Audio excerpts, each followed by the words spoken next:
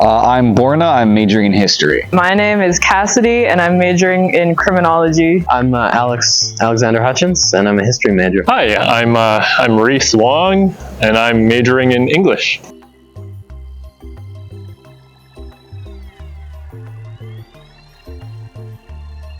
When I think of sci-fi, I think of speculative fiction, which is probably a more uselessly broad term. Specifically, like exploring how future developments in technology and social progress will influence humanity on like a social scale, on an individual scale. It explores topics like what does it mean to be human? Sci-fi and speculative fiction genre, they're basically one and the same. When people think of sci-fi, they often think of spaceships, laser guns, and whatnot. But I think that it's actually just like the evolution of humanism. Well, I mean, it's science fiction, so I would describe it as anything that is within the realm of plausibility, but still a little fun, right? I think there's a clear distinction between sci-fi and sci-fi fantasy. So Star Wars, for instance, would be sci-fi fantasy because it has some more mystical elements. But if you look at it from the perspective of advanced technology, then that would be the realm of sci-fi. Sci-fi is... it's like aliens and spaceships. It's fiction, but make it in space or the future or on a different planet.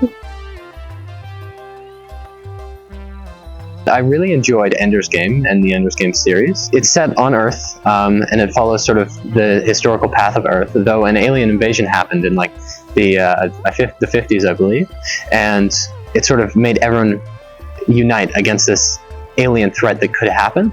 So they start training children to go fight and be like mastermind technicians. It's a very good book. It's a very good read. This is kind of hack, but I really like Ringworld by Larry Niven. Okay, so there's this big fucking ring.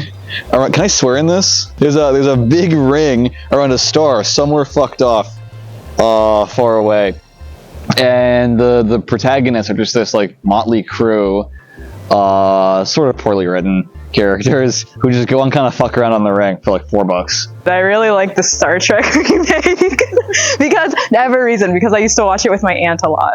I'd want to say my favorite work of science fiction, and this is a little bit controversial because a lot of people don't consider this science fiction, but it's Mohsin Hamid's Exit West. It's about two refugees seeking asylum all over the world, and they go through these portals to get to their locations.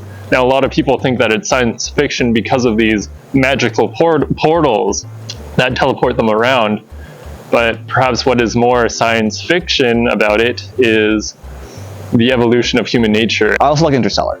That's pretty good. What makes us human, I think, is us being part of the human species, being Homo sapiens. I think there's a lot of discourse around sort of consciousness in humanity. Like so like a cyborg scenario or like a robot becomes human. I don't think it would be human. I think it would just be a conscious robot, right? If you take the humanity away from a human, there's plenty of insane people or people that lack what we would call humanity or compassion or all of those sort of foundational things that make us human.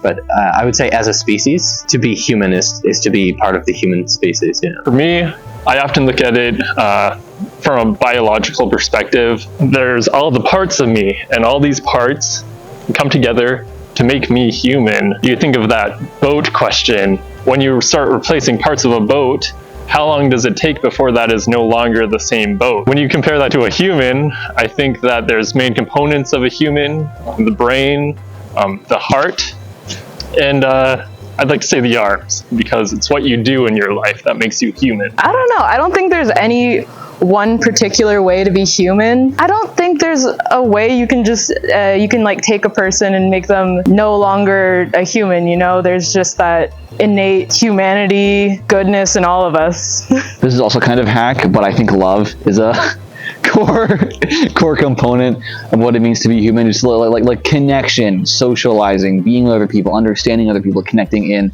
that way. Any like firm definition of what it means to be human must build off that foundation.